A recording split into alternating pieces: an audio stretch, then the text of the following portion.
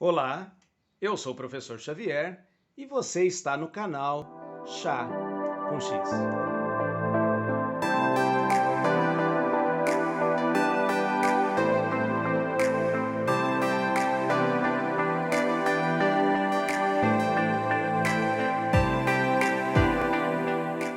Olá pessoal, tudo bem? Hoje eu quero trazer aqui para esse nosso encontro no Chá com X uma história, uma narrativa que é universalmente conhecida como a parábola da águia e da galinha. É uma história muito poderosa, inspiradora e tão interessante quanto a história da região, da cultura e do povo da qual ela procede. Essa história vem de um país que fica na costa ocidental da África, entre o Togo e a Costa do Marfim, e que se chama Gana. Gana tem hoje mais ou menos 20 milhões de habitantes, 1 milhão na sua capital, e tem uma grandiosa e longa história de construção, transformação e de lutas. No passado, dizem os historiadores, no século IV da nossa era um dos impérios e dos povos mais organizados e desenvolvidos de todo o continente africano.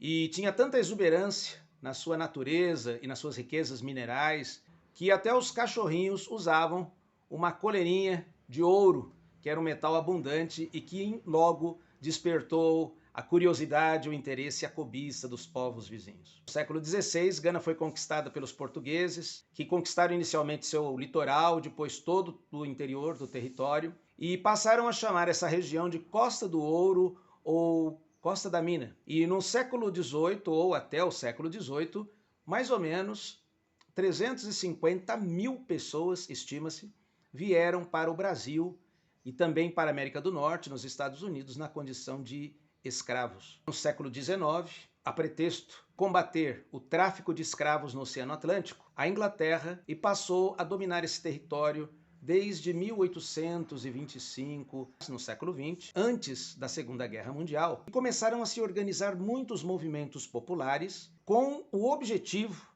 com a ideia da emancipação e da conquista novamente da autonomia do país. Acontece que os grupos populares em Gana, os movimentos sociais, estavam divididos. Alguns queriam a luta armada, outros o enfrentamento direto com os colonizadores europeus. Outros, pelo contrário, achavam que não tinham mais condições de viver com autonomia e com independência, estavam conformados com a submissão política, queriam deixar tudo do jeito que estava.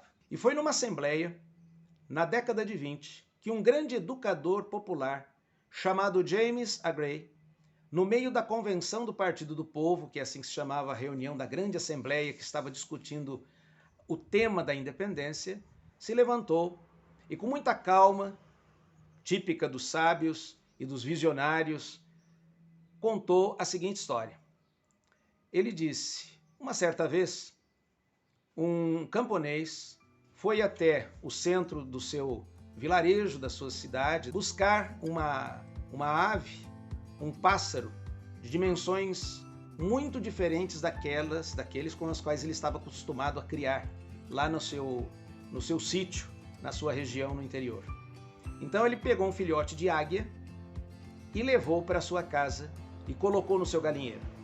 Deu à pequena águia ração, comida própria das galinhas, e assim a águia foi criada no meio das galinhas.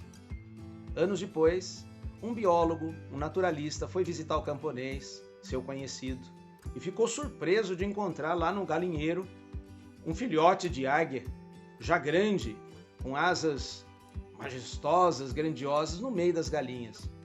E o camponês disse, não se impressione não, embora seja águia, ela se comporta e vive muito bem como galinha. Mas o biólogo não ficou satisfeito, ficou inconformado, dizendo, como assim? Ela é águia, não é galinha, não pode viver assim. E pegou a pequena águia e levou para o alto do telhado e, olhando bem para ela, disse, águia, você é águia, voa. E jogou a pequena águia do alto do telhado. Como não estava habituada a voo de forma nenhuma, ela ficou assustada, bateu timidamente suas asas e voltou para o galinheiro para ciscar no chão, comer ração, como suas colegas, as galinhas. Depois de um tempo, o biólogo, ainda inconformado, levou a águia para o alto da região, numa região mais elevada, e olhando para ela, no início de um dia, de uma manhã, disse: Águia, você é águia, voa. E a águia ameaçou mais uma vez um voo tímido, desajeitado, sem muita confiança, e acabou voltando para o chão, toda acanhada, porque não estava acostumado com isso.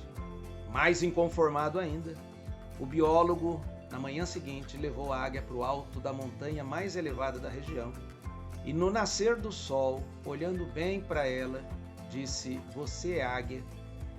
Todas as gerações que vieram antes de você são águia. Olhe para o sol, lembre-se de quem você é, voa. E soltou a águia lá de cima.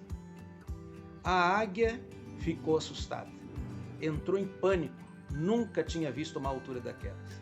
Não estava acostumada a voos daquela dimensão.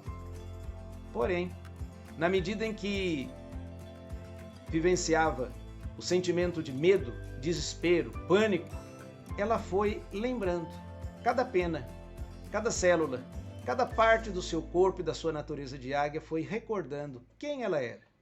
E abrindo bem suas asas, ela lembrou como era voar na imensidão e conquistar a liberdade. E o James A. Gray, o educador popular, no meio da Assembleia de Gana, com as pessoas discutindo a possibilidade de serem livres, autônomas, conquistarem a sua independência, disse: meus amigos, compatriotas da terra de Gana, nós podemos continuar vivendo na mesma condição das galinhas, olhando para baixo, ciscando o chão, acomodados e conformados com uma situação de dominação, de exploração, justificando a cada dia a nossa situação. Ou podemos, como a águia, mesmo com muito medo, com grandes desafios pela frente, alçar o voo da conquista da liberdade.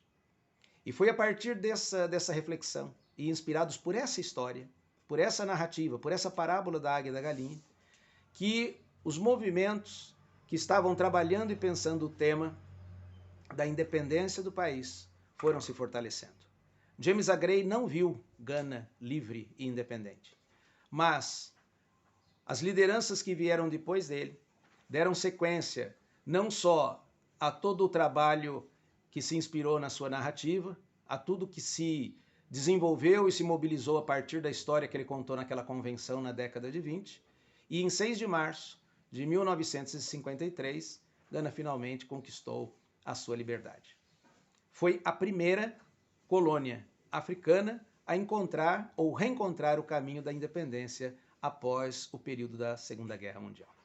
Essa parábola, conhecida universalmente como o tema da águia e da galinha, ela é muito inspiradora, porque ela não fala apenas da história aqui contextualizada e narrada da independência do país africano, da grande cultura ganense, mas fala da experiência, da vida e do caminho que todos nós trilhamos individualmente, mas também coletivamente na nossa vida, na nossa jornada e no nosso caminho. O grande apelo da vida, sempre, para todos nós, é a conquista da nossa identidade, autonomia e liberdade. Valores sem os quais o ser humano não se entende plenamente.